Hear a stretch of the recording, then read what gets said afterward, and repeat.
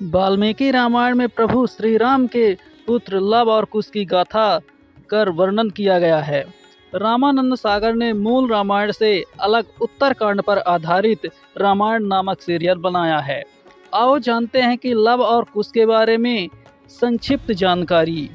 Love और कुश का जन्म सीता जब गर्भवती थीं तब उन्होंने एक दिन राम से एक बार तपोवन घूमने की इच्छा व्यक्त की, किंतु राम ने वंश को कलंक से बचाने के लिए लक्ष्मण से कहा कि वे सीता को तपोवन में छोड़ आएं। हालांकि कुछ जगह उल्लेख है कि श्री राम का सम्मान उनकी प्रजा के बीच बना रहे, इसके लिए उन्होंने अयोध्या का महल छोड़ दिया और वन में जाकर वे वाल्मीकि आश्रम में रहने लगी। वे गर्भवती थी और इसी अवस्था में उन्होंने अपना घर छोड़ा था। वाल्मीकि आश्रम से सीता ने लव और कुश नामक दो जुड़वा बच्चों को जन्म दिया। शिक्षा दीक्षा लव और कुश की पढ़ाई लिखाई से लेकर विभिन्न कलाओं में निपुण होने के पीछे महर्षि वाल्मीकि का ही हाथ था। उन्होंने दो राजकुमारों को हर तरह की शिक्षा और विद्या में पारंगत किया। वाल्मीकि ने पढ़ाई रामायण महर्षि वाल्मीकि ने लव और कुश को रामायण भी पढ़ाई थी। कहते हैं कि लव और कुश को बहुत समय तक यह जात नहीं था कि उनके पिता प्रभु श्री राम हैं और उन्होंने प्रभु श्री राम से लड़ाई की। कहते हैं कि एक बार श्री राम ने अश्वमेध यज्ञ किया और अश्वमेध यज्ञ का श्वेत घोड़ा छोड़ दिया। घोड़ा जहाँ जहाँ जाता वहाँ के राजा अयोध्या की अधीनता स्वीकार कर लेते या युद्ध करके पराजित हो जाते थे। यह घोड़ा भटकते हुए जंगल में आ गया। वहाँ लव और कुश ने इसे पकड़ लिया। घोड़ा पकड़ने का अर्थ है अयोध्या के राजा को चुनौती देना। राम को जब यह पता चला कि किन्हीं राजकुमारों ने घोड़ा पकड़ लिया तो पहले उसका आशय जानने के लिए दूत भेजे। जब यह पता चला कि लव और कुश घोड़ा छोड़ने को तैयार नहीं हैं और वे चुनौती दे रहे हैं तो श्री राम ने के भाइयों भरत, शत्रुघ्न, लक्ष्मण के साथ लव कुश का युद्ध हुआ, लेकिन सभी भाई पराजित होकर लौट आए। यह देखकर श्री राम को खुद ही युद्ध करने आना पड़ा, लेकिन युद्ध का कोई परिणाम नहीं निकला। तब राम ने दोनों बालकों की योग्यता देखते हुए उन्हें यज्ञ में शामिल होने का निमंत्रण दिया। नगर में पहुंचकर लव और कुश ने राम की गाथा का गुणगान किया और दरबार में उन्होंने माता सीता की कथा गाकर सुनाई। यह सुन और देखकर प्रभु श्री राम को ये पता चल गया कि लव और कुश उनके ही बेटे हैं। उन्हें तब बहुत दुख हुआ और वे सीता को पुनः राजमहल ले आए। लव और कुश का राज्याभिषेक किया गया। भारत के दो पुत्र थे, तार्थ और पुष्कर। लक्ष्मण के पुत्र चित्रांगत और चंद्रकेतु और शत्रुघ्न के पुत्र सुबाहु और सुरसेन थे। मथुरा का नाम पहले सुरसेन था। लव और कुश राम तथा सीता के जुड़वा बेटे थे। जब राम ने वन प्रस्थान लेने का निश्चय कर भरत का राज्याभिषेक करना चाहा तो भरत नहीं माने। तब अतः दक्षिण कौशल प्रदेश छत्तीसगढ़ में कुश और उत्तर कौशल में लव का अभिषेक किया गया। राम के काल में भी कौशल राज्य उत्तर कौशल और दक्षिण कौशल में विभाजित था।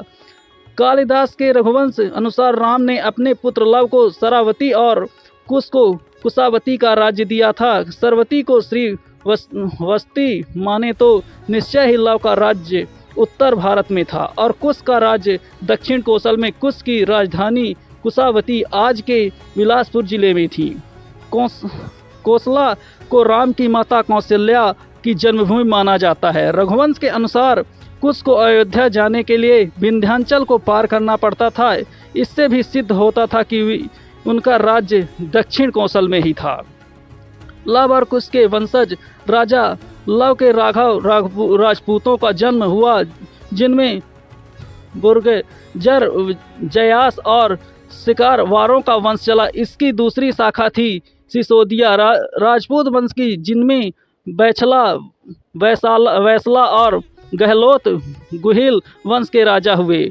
कुश के कुशवाह, कछवाह राजपूतों का वंश चला। ऐतिहासिक तथ्यों के अनुसार लव ने लवपुरी नगर की स्थापना की थी। वे वर्तमान में पाकिस्तान स्थित शहर लाहौर है। यहाँ के एक किले में लव का एक मंदिर भी बना हुआ है। लवपुरी को बाद में लवपुरी कहा जाने लगा।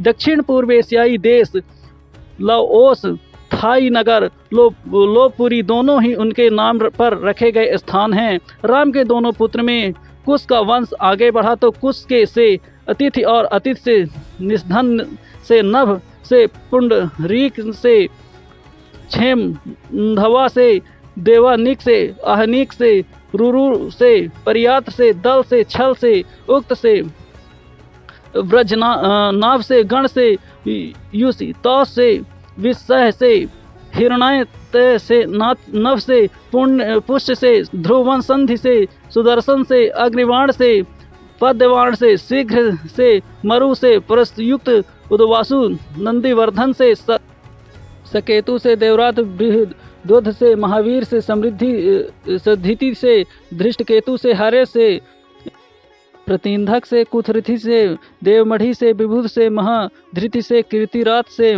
महारोमा से स्वर्णरोमा और हर्ष रोमा से शीरध्वज का जन्म हुआ। कुश के वंश के राजा शीरध्वज को सीता नाम की एक पुत्री हुई। सूर्यवंश इसके आगे भी बढ़ा, जिससे कीर्ति नामक राजा का पुत्र जनक हुआ, जिसने योग्य मार्ग का रास्ता अपनाया था। कुश वंश से ही कुश व मौर्य सैनी शाक्य संप्रदाय की स्थापना मानी जाती है। एक शोधानुसार लव और कुश की 50वीं पीढ़ी में शैल्य हुए, जो महाभारत युद्ध में कौरवों की ओर से लड़े थे। इसकी गणना की जाए तो लव और कुश महाभारत काल के 2500 वर्ष पूर्व से 3000 वर्ष पूर्व हुए थे। इसके अलावा शैल्य के बाद बहत 6 उरु 6 बतद्रोह प्रतिव्योम दिवाकर सहदेव ध्रुवश्च भनुराथ प्रतिशव सुप्रतिव मरुदेव सुनक्षेत्र किन्नराव अंतरिक्ष सुषेण सुमित्र बृहद्रज धर्म कृतरज व्रत रणरज संजय शक्य सुशोधन सिद्धार्थ राहुल प्रसेनजित क्षुदक्र कुलक सुरथ सुमित्र हुए। भगवान श्री राम के बाद लव ने श्रीवास्तवी वासाई और इसका स्वतंत्र उल्लेख अगले 800 वर्ष तक मिला है। कहते हैं कि भगवान श्री राम के पुत्र कुश ने एक बार पुनः राजधानी अयोध्या का पुनर्निर्माण कराया था। इसके बाद सूर्यवंश की अगली 44 पीढ़ियों तक इसका अस्तित्व बरकरार रहा।